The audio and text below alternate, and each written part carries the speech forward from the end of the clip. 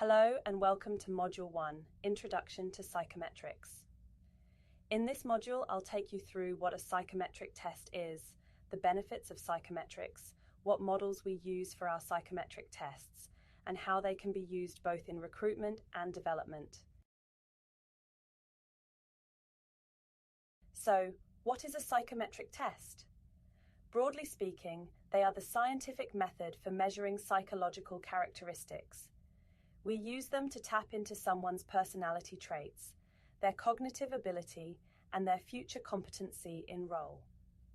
They are an organized collection of test items administered in a standardized way, which means that everyone gets either the same personality questionnaire or the same level of ability test. They are very reliable measures of ability, personality, and other characteristics, but they are not infallible. This is especially true of personality questionnaires, where we suggest you use another hiring method, such as an interview, to gather more information about the candidate. Psychometrics have many benefits for both the organization and the candidate. For the organization, we are gathering information we can't really gather in any other way, at least not without having a degree of bias. We all have biases as humans, some positive and some negative. Psychometrics can help reduce this bias as they provide reliable and valid measures of ability and personality. They are a good chance to impress candidates and show that you're investing in the recruitment process. The most impactful benefit is that they increase the likelihood of finding the right candidate, which is going to lead to higher productivity, higher job satisfaction, and more success for the organization. For the candidate, psychometrics can be a great practice in self-awareness, especially if you're using personality questionnaires and providing feedback. They can help them feel understood, like you're investing in the process and taking the time to understand who they are. They can also shorten time from application to decision, which is always beneficial for both the candidate and the recruitment team. We're next going to touch on reliability and validity, as I have mentioned these a couple of times already. Reliability relates to whether the test is a consistent measure of the psychological attributes being assessed. So, if I want to assess how gregarious someone is, when I give that person the test, am I going to get similar results again and again and again? When we look at validity, we are looking at whether the test is accurate and for the purpose for which it's being assessed. So am I actually measuring how gregarious someone is, or am I accidentally measuring something else? You can see how we want psychometric tests to be both reliable and valid, and we ensure that our tests have high reliability and validity. Moving on to different models in psychometrics, as there are quite a few out there.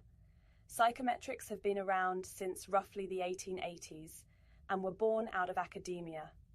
This is where famous examples such as the MBTI sit within the theoretical model. As psychometrics developed and we started to see their relevance in occupational settings, this is when the rational model was developed. This was born from the desire to use personality in the workplace. What we do here is acknowledge that there's a difference between personality at work and personality at home. We bring out slightly different sides of ourselves when we are in the workplace versus when we're at home with our friends and family, for example. Therefore, our tests are specific to occupational settings, and we ask candidates to think about their personality at work. We also use occupational norm group comparisons as well. We use the rational model as it has been shown to have the highest predictability of job performance, as well as higher reliability and validity.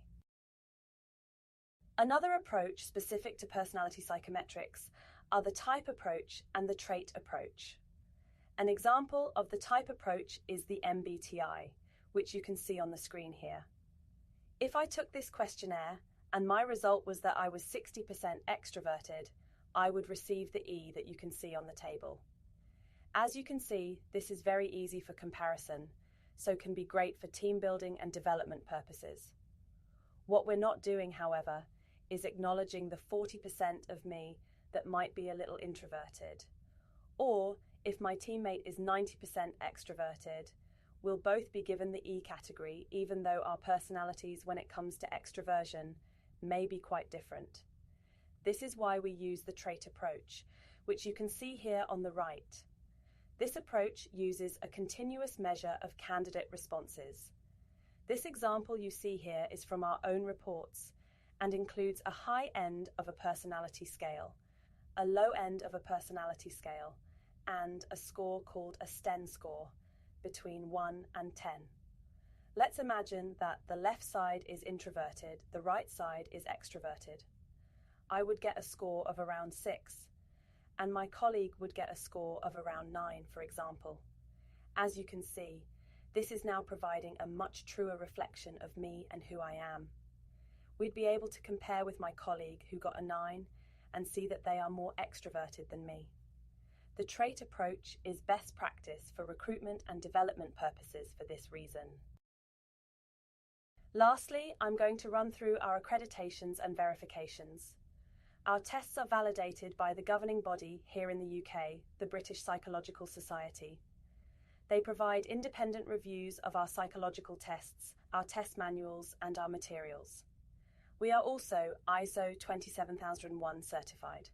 This is an important certificate to have because we hold not only your data, but also candidate data and candidate scores, which are quite sensitive. This certificate essentially means that we have strict security controls in place to protect information from being accessed or corrupted or stolen in any way. We are also EU GDPR compliant.